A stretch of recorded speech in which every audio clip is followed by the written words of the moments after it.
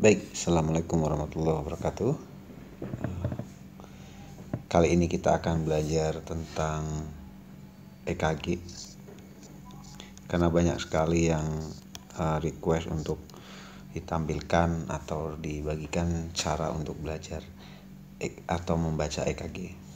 Baik, EKG itu terdiri dari 3 huruf, E, K, dan G. E-nya itu adalah elektrik, K-nya adalah kardiak atau jantung,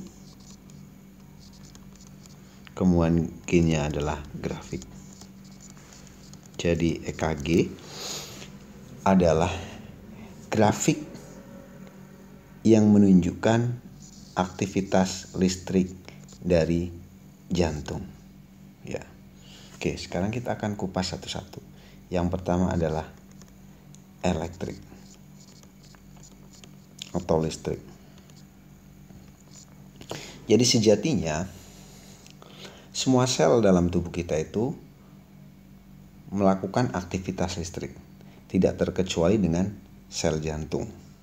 Aktivitas listrik itu terdiri dari aksi potensial yang terdiri dari depolarisasi,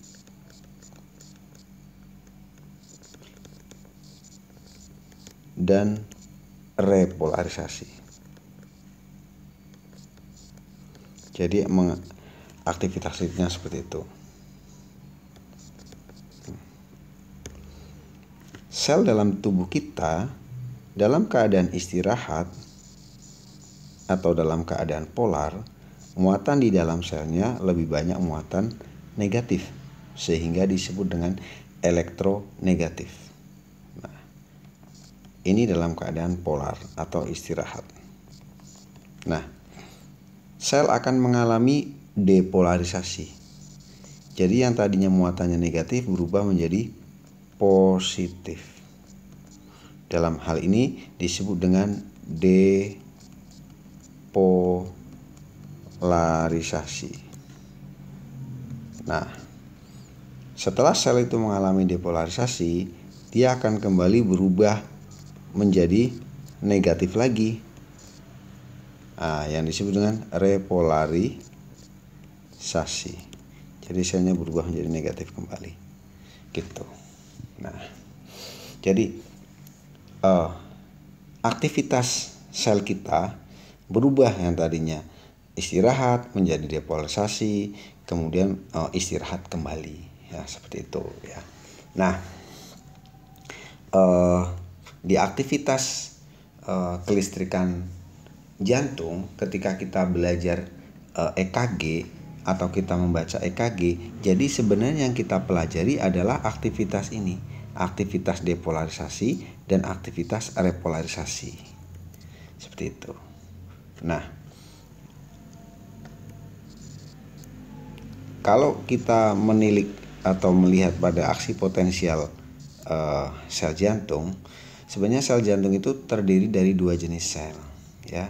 Ada sel pacu dan ada sel pacemaker atau sel miosit. Aktivitas listriknya berbeda, jenis aksi potensialnya berbeda. Kalau sel miosit seperti ini, seperti yang teman-teman atau sering kita lihat ya. Jadi sel miosit atau sel kontraktil itu memiliki ambang elektronegatif sekitar minus 90.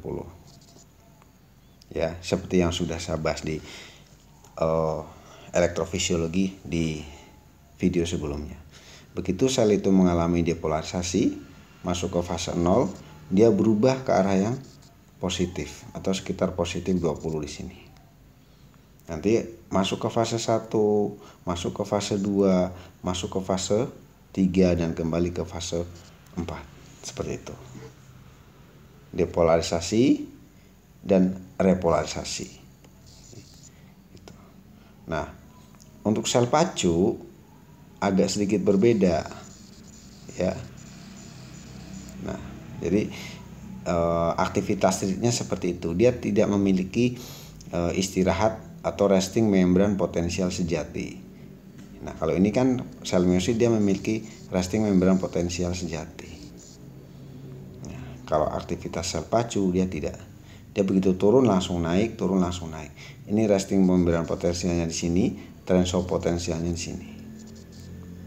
Jadi dia bergerak terus, nggak ada istirahatnya. Kurang lebih seperti itu. Itu adalah aktivitas listrik di jantung. Nah, aktivitas kelistrikan di jantung itu, ya, listrik yang dihasilkan oleh sel jantung pada orang normal itu dihasilkan oleh namanya sel S anode, ya, sel S anode, sel SA. Nah, nanti dari sel SA ini akan dialirkan ke S anode, itu letaknya di atrium kanan. Nah, nanti S anode itu akan menyebarkan impulsnya ke atrium kiri, ya. Nah, nanti ke atrium kanan juga dia akan menyalurkan impulsnya, ya, melalui 3 jalur, anterior, middle, dan posterior tractus internodal. Nanti impulsnya akan kembali ke AV node, ya. AV node juga letaknya di atrium kanan, ya. Nah, nanti akan disalurkan ke bundle of His. Nah, bundle of His nanti akan bercabang menjadi right bundle branch dan left bundle branch untuk ke ventricle kanan dan ventricle kiri. Nah, kayak gini. Kurang lebihnya kayak gini. Nah, artinya apa? Artinya impuls atau listrik yang dihasilkan itu dia akan disalurkan melalui jalur-jalur tertentu. Nah, jalur inilah yang disebut dengan sistem konduksi. Ini kelistrikan jantung seperti itu. Namanya sistem konduksi. Nah, listrik jantung atau sistem konduksi di jantung tadi dari S anode, AV node sampai dengan ke ventricle atau sampai dengan ke serabut Purkinje itu menghasilkan arah listrik yang garisnya seperti ini. Ya, jadi garisnya miring atau horizontal. Miringnya ke kiri. Ya, jadi miring ke kiri dan ke bawah. Ini ke kiri, ya, dan ke bawah. Nah, ini disebut dengan vektor jantung atau arah listrik rata-rata jantung. Mungkin dari S anode ada yang ke atas, ada yang ke bawah, atau ada yang ke tengah dan lain sebagainya. Kayak seperti orang bermain bola. Tapi ketika jumlah arus listrik ini arahnya di rata-rata, ya, itu akan mengarah pada satu titik, yaitu ke kiri dan ke bawah, ya, condong seperti ini. Nah, ini namanya arah rata-rata dari vektor jantung. Jadi depolarisasi atau arah listriknya itu akan mengarahnya seperti ini, sesuai dengan arah rata-rata vektor jantung. Nah, itu di kelistrikan dari jantung itu sendiri, yaitu masih di elektrik. Kemudian yang kedua, kita akan belajar tentang huruf yang kedua, yaitu kardiak. Yang kedua,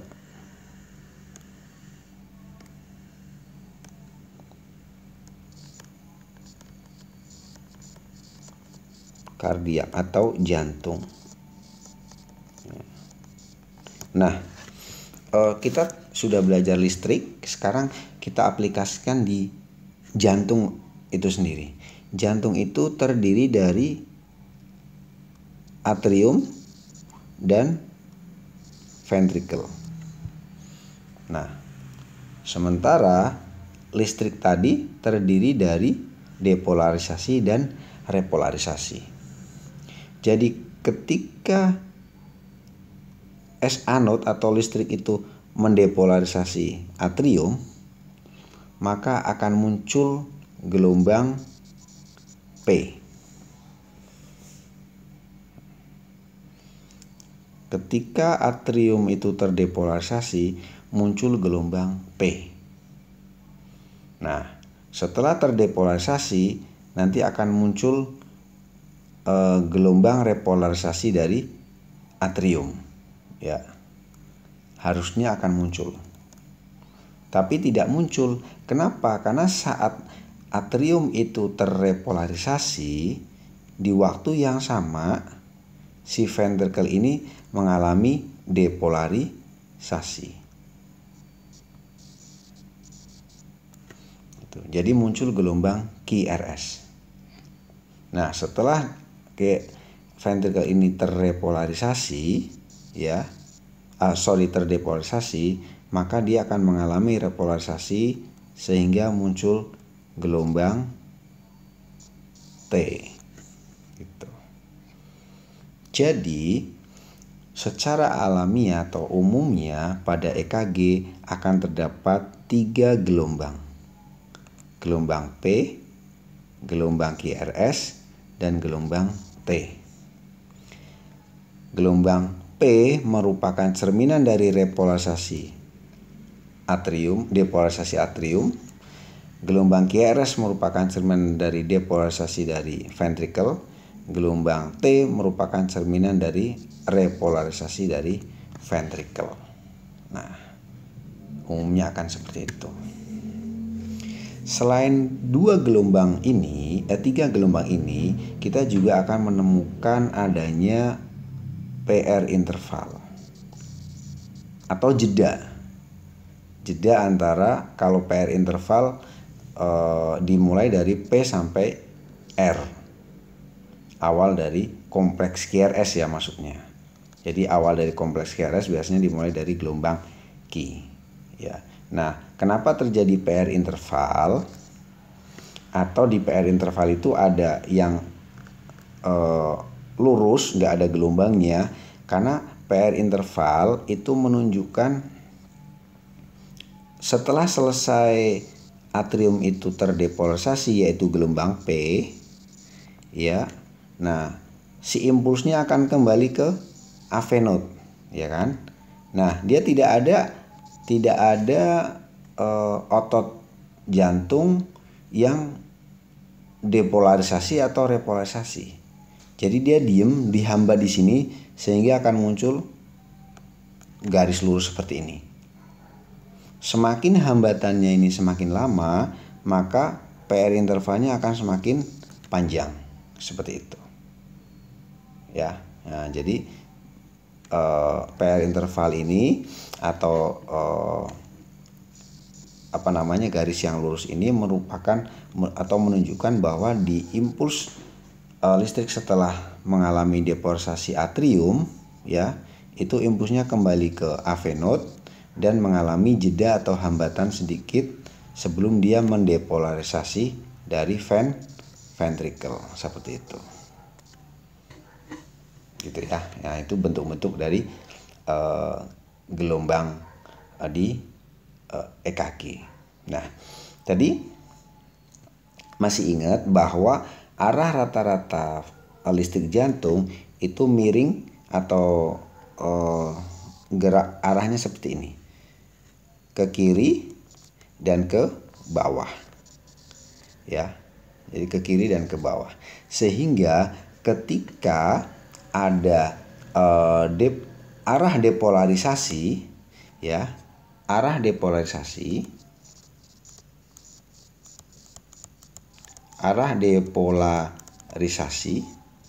ya, yang searah dengan vektor tadi, vektor jantung, maka akan bernilai energinya atau gelombangnya akan bernilai positif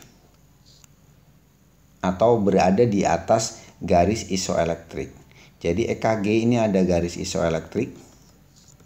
Nah, kalau arah depolarisasinya di sel tersebut itu searah dengan rata-rata vektor, maka dia akan bernilai positif atau akan berada di atas garis isoelektrik.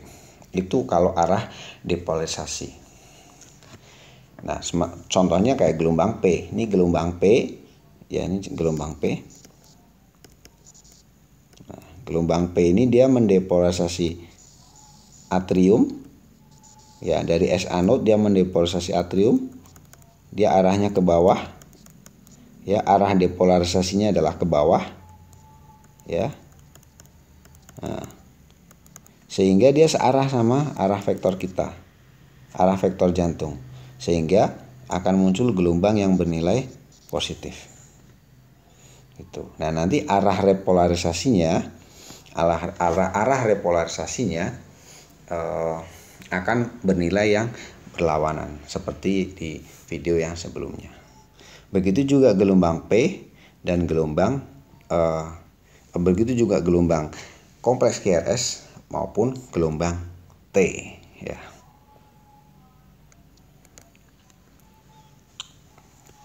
Oke. Kemudian yang ketiga, kita akan belajar tentang grafik.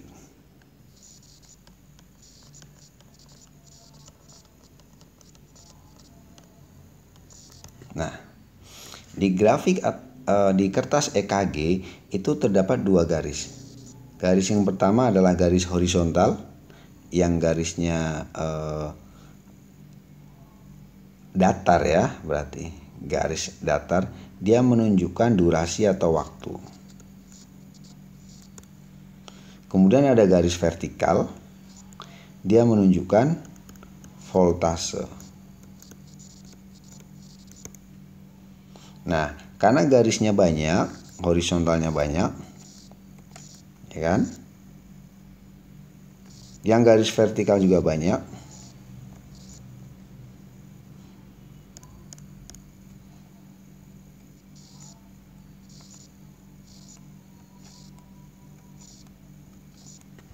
Maka terbentuklah satu kotak-kotak. Ya.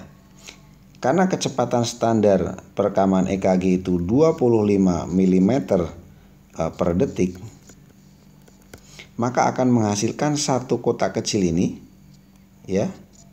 Satu kotak kecil ini durasinya atau waktunya adalah 0,04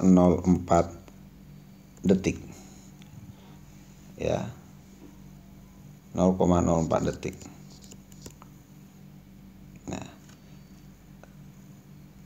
Ada kotak besar. Selain kotak kecil, di EKG ada kotak besar. Kotak besar terdiri dari 5 kotak kecil. Jadi 1, 2, 3, 4, 5. 5 mendatar, kemudian 5 ke vertikal. 1, 2, 3, 4, 5. Nah, ini disebut dengan kotak besar. Kotak besar berarti durasinya adalah 0,04 dikali 5 sama dengan 0,2 detik. Nah, untuk voltase satu kotak kecil, nah ini untuk durasi, ya. Ini untuk durasi. Untuk durasi. Nah, untuk voltase satu kotak kecil adalah 0,1 milivolt. Sementara 5 kotak besar atau kotak sedang tingginya berarti 0,5 milivolt. Nah, ini untuk voltase.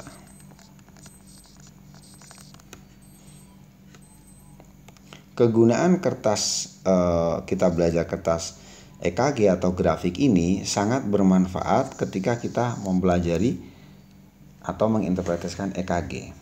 Untuk apa? Satu, kita bisa tahu apakah bentuk gelombang dalam EKG itu normal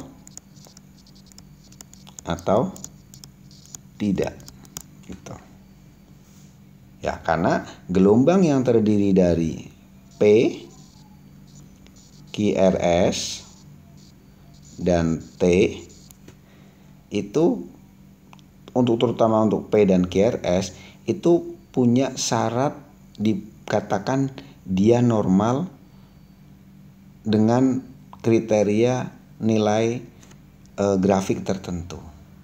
Contoh, gelombang P disebut normal kalau tingginya, ya, tingginya yang ke atas atau lebarnya itu tidak boleh lebih dari 3 kotak kecil. Jadi kalau ada gelombang P, nah ini ada gelombang P di sini, ini 3 kotak kecil, ini 3 kotak kecil. Nah, nggak boleh lebih dari ini. Jadi bentuknya kayak gini. Kalau ada gelombang P yang lebih dari 3 kotak kecil, misalnya nanti jatuhnya di sini, berarti dia udah nggak normal. Ya, nah gitu. Selain gelombang P, juga gelombang QRS, kompleks QRS. Jadi kalau QRS disebut QRS yang normal kalau durasinya atau waktunya itu juga kurang atau sama dengan 3 kotak kecil. Jadi QRS juga sama, nggak boleh mulai dari Q ini, nah sampai dengan S. Ini di gambarnya nggak ada S-nya, tapi kalau ada S-nya ya mulai akhir dari S itu nggak boleh lebih dari 3 kotak kecil. Kalau udah lebih dari 3 kotak kecil berarti tidak normal, gitu, atau melebar QRS-nya. Nah itu gunanya grafik. Kemudian kedua, selain mengetahui gelombang ini normal atau tidak, banyak ya, nggak hanya P aja atau QRS aja, tapi juga untuk segmen ST misalnya. Segmen ST ya ada ST elevasi atau ada ST depresi, ya, elevasi atau depresi, ya, itu juga dihitung dari kotak-kotak tadi, ya. Misalnya ST depresi dan ST elevasi tidak boleh atau dikatakan tidak normal kalau lebih dari 1 kotak kecil di lid ekstremitas, atau lebih dari 2 kotak kecil, ya, lebih dari 2 kotak kecil di lid prekordial. Nah itu contohnya. Selain gelombang ST juga PR interval. Misalnya PR interval. Jadi awal dari gelombang P sampai awal dari QRS tadi. Nah, ini namanya PR interval. Sini. Nah, ini tidak boleh lebih dari 5 kotak kecil. Ya, jadi harus lebih kecil dari 5 kotak kecil.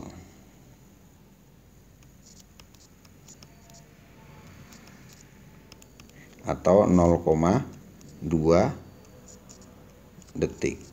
Kalau lebih berarti nggak normal, kayak gitu. Jadi sangat berguna untuk menginterpretasi EKG. Kita nggak bisa menginterpretasi EKG kalau nggak ada grafiknya. Oke, ini nomor 1, menilai gelombang itu normal atau tidak.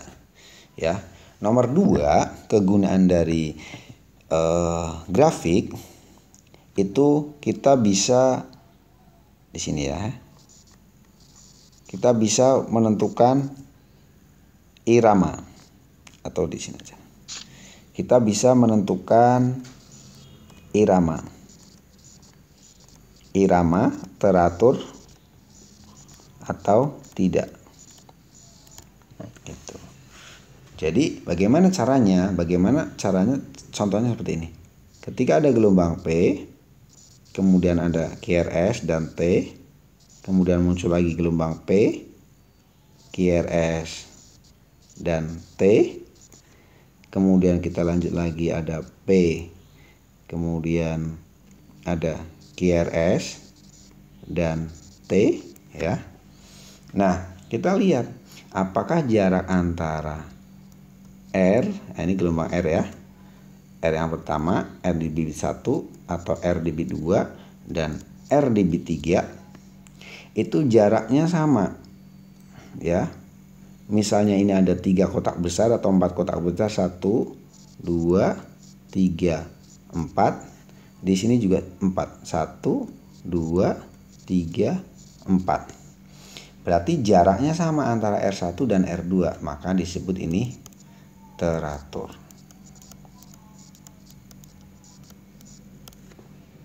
Nah, yang nggak teratur seperti apa contohnya? Misalnya kayak ini.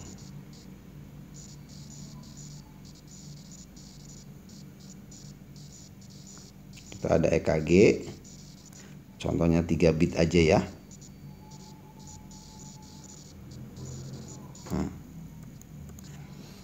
Ini dari R1, R2, R3.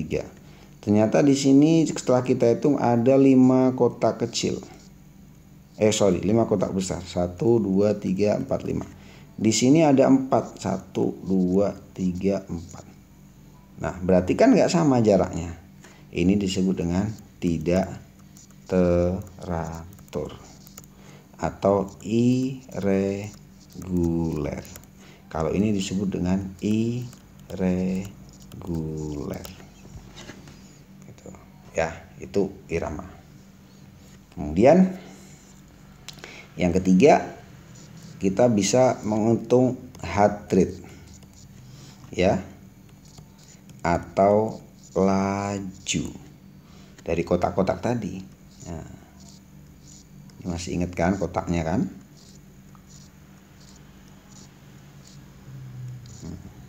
Ini satu kotak kecil, kemudian ada kotak besar. 5 kotak kecil ini satu kotak besar ya. Jadi ini yang saya contohkan, ini satu kotak besar nih.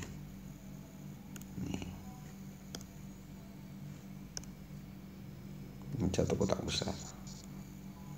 Nah, ini misalnya kayak gini. Ya, oke. Nah, bagaimana menghitung laju? Caranya gampang. Kalau kita sudah tahu dia iramanya teratur, ya, iramanya tadi kita udah tentukan dia teratur, maka rumus yang kita pakai adalah 300 dibagi jumlah kotak besar dari R ke R. Ya, contoh pada soal nomor 1 nih misalnya ya. 300 dibagi jumlah kotak besarnya 1, 2, 3, 4. 1, 2, 3, 4. Jadi R ke R-nya ada 4 kotak besar. Berarti 300 dibagi 4 sama dengan 75 kali per menit. Gitu. Atau rumus yang kedua, 1500 dibagi jumlah kotak kecil dari R ke R. Ini hasilnya sama. Jadi tidak usah dihitung. Kalau kita mau cepat, kelamaan, karena jumlah kotak besar sama kotak kecil itu kalau dikali 5 nanti pembaginya juga akan sama. Ini 1500 ya. Kemudian 4 kotak besar, padahal satu kotak besarnya ada 5 kotak kecil, berarti 4 dikali 5 ya. Oke, ada 4 kotak besar, padahal satu kotak besar itu ada 5 kotak kecil, tinggal 4 dikali 5, hasilnya juga 75. Oke, ini untuk irama yang teratur. Nah, kalau iramanya itu tidak teratur, seperti contoh nomor 2, kita menggunakan rumus ambil EKG-nya selama 6 detik, kemudian dihitung QRS-nya, jumlah QRS, kemudian dikalikan 10. Nah, kenapa kita kali 10? Karena EKG yang kita ambil adalah EKG 6 detik. Jadi biar merepresentasikan jumlah 1 menit. 6 detik kali 10 sama dengan 1 menit. Tinggal kita hitung QRS-nya ada berapa. Misalnya di EKG 6 detik itu kita menemukan QRS-nya totalnya ada 5. Ya tinggal 5 kali 10 sama dengan 50 kali per menit. Ya, itu salah satu kegunaan dari